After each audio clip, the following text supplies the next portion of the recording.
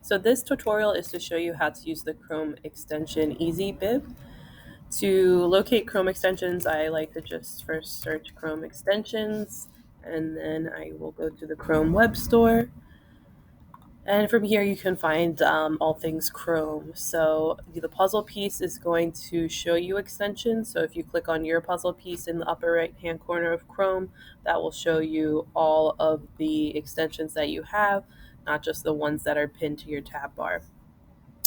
I'm going to go ahead and search Easybib.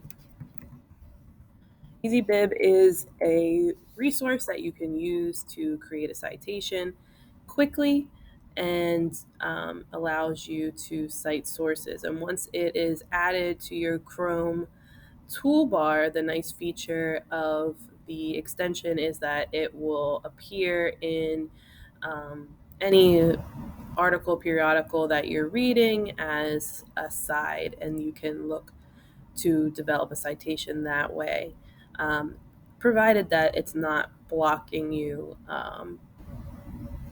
due to your district's access. I have it added to my toolbar already, so I would have to remove from Chrome. I'm not going to do that, so yours would say to add to Chrome, and then you could sign in through your Google Drive account. Um, it looks like this orange book. I have it pinned up here, and then I can log in or register from that site.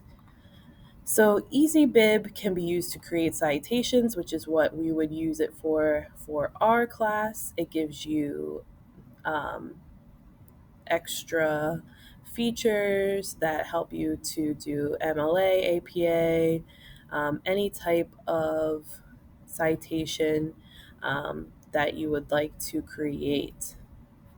You can always upgrade, and that would help you to have a couple more features with generating the citations.